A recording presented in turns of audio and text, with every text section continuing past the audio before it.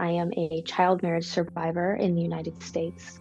Brittany shares stories from her life on TikTok using the name Brittany B. My abuse started at 13, and then I was passed from one man to his friend, and that friend abused me for about 3 years, and then I was forced into a marriage to him. And yes, he was older than me, and I was 17 at the time of my marriage. He was an adult for the entire duration of the abuse. Brittany describes herself as being an emotionally vulnerable teen raised in a patriarchal Utah society, which made it difficult to tell her parents, particularly her father, about the abuse. It wasn't a safe place to come to him and say, hey, these men have come into my life and they've made me do things, that I'm ashamed of. And to have to carry that alone, not being able to really communicate those things to my mom. Brittany says an adult man who'd been grooming her since she was 13 convinced her to cross state lines with him, where the abuse escalated. Authorities eventually picked her up and returned her to her family. The police are badgering me. Did you sleep with this man? Did you sleep with this man? And then they tell me, well, it's legal here in the state of Utah as long as you are 16 and he is not over 10 years your age difference.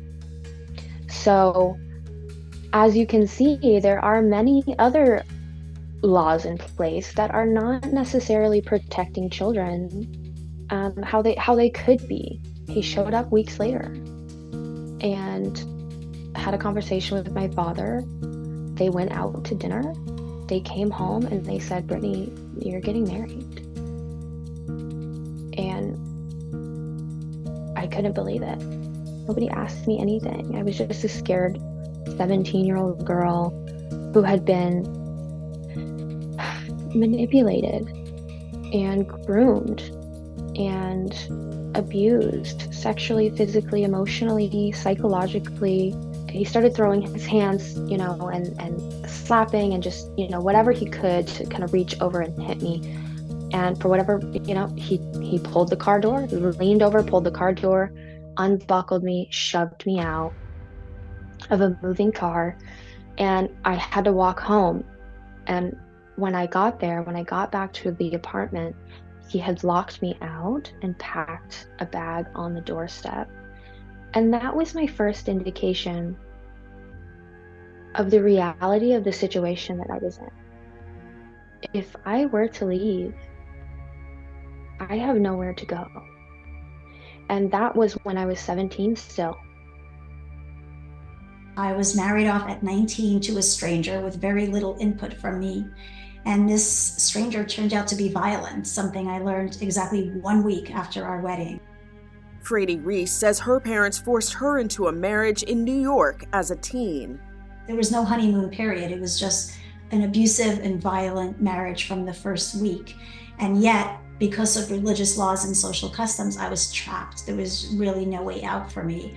Starting with the fact that I was forced to have unprotected sex with him and forced to have 2 children without my consent. And then because I was also forced to remain financially dependent on my husband, not allowed to have my own job or bank account or credit card, that made escape very, very difficult. I was trapped in my abusive forced marriage for 15 years. And when I finally managed to escape on my own, my family and community retaliated by shunning me. They declared me dead and still consider me dead. Getting out of a forced marriage is especially difficult under the age of 18. As a minor, typically if you leave home, you're a runaway. In some states, that's a status offense. Minors typically are not allowed to bring a legal action in their own name, which means in many states, they're not even allowed to file for divorce. Their parent can enter them into a marriage, and they have to wait until 18 to end that marriage. This is why the United Nations considers all marriage before age 18 to be forced, because minors do not have the rights of adulthood to say no to marriage, and they therefore cannot give full free consent to marriage. After she turned 18, Brittany was able to escape. I left in the middle of the night and I was homeless. I called my mom, she was not willing to take me in. I called my grandparents. They said, we don't have any space for you, but we can loan you some money. Brittany used that money to buy a car. where she slept. Child marriage does not bring any benefit to anyone other than child rapists. I was not given a framework for what true love really is, what consent really is. Almost 300,000 children were legally married in the United States between 2000 and 2018. The vast majority of those marriages took place between a girl and an adult man, according to a study published in the Journal of Adolescent Health. Child marriage is a global problem that the entire world is trying to tackle together. And the United States is part of the world, and it's just as much a problem here. It's prevalent here. In 2024, there are only 12 states that ban marriage for people under the age of 18 with no exceptions, meaning pregnancy or a parent giving permission will not change those laws. One of the challenges in changing the laws about child marriage, according to Reese, is that Americans don't know the problem is there, and when it's mentioned, underage marriages have been romanticized. And the Romeo and Juliet situation is one we hear all the time. Well, guys, remember how Romeo and Juliet ended? That was not a happy ending. Brittany B, 50 years ago, my grandparents were married at the ages of 12 and 13, and they're still happily married today. It all depends on their experience. The world has changed in many ways, but the most crucial difference for the purposes of this conversation is that back then, marriage at a young age was best case scenario for a girl, because even when she turned 18, she did not get the full rights of adulthood. She still, until the 1970s, a woman could not even get a loan in her own name. It was not it was not a guarantee that a woman could get a mortgage or credit card in her own name until the 1970s. And remember, back in the day, a woman it was very difficult for her to go to college, get an education, have a career of her own. So yes, marriage at a young age was best case scenario. Now we're saying 18 is the age at which people of any gender get the full rights of adulthood. One of the other really dangerous aspects of the marriage age laws that we have right now in most US states is that they also legalize and even incentivize the trafficking of minors, the legal trafficking of minors under the guise of marriage. Because under our federal immigration law, there is no minimum age specified to petition for a foreign spouse or fiance, or to be the beneficiary of a spousal or fiance visa. Instead, the federal government defers to each state for the marriage age in that state. And that means that in all the states that allow child marriage, and 4 US states, including California, still allow marriage as young as 0. They don't even specify any minimum age for marriage. In those states, a parent can force a girl of any age to petition for a foreign spouse or fiance. They can traffic her for her citizenship, force her to marry an adult man overseas so that he gets a visa, a path to citizenship, and a child bride he can legally rape, because in most states, including California, statutory rape within marriage is not recognized as a crime. It affects way more than just a child. It affects our global economy. Research published in the National Library of Medicine says women in the United States who married before the age of 18 are about 31% more likely to live in poverty when they get older, as compared to women who marry later. Marriage before age 18 also destroys almost every aspect of an American girl's life: her health, her education, her economic opportunities. Even her physical safety is undermined by marriage before age 18. And then they're also additionally set back by having children so early. You know, it's 2024. We have access to all kinds of resources these days. The law needs to catch up with what is going on in the world today. We can end it so easily with this simple common sense legislation. And yet, states across the US, most US states, right now, 38 US states, are resisting that. And at first, we thought that perhaps the pushback would come from the religious community.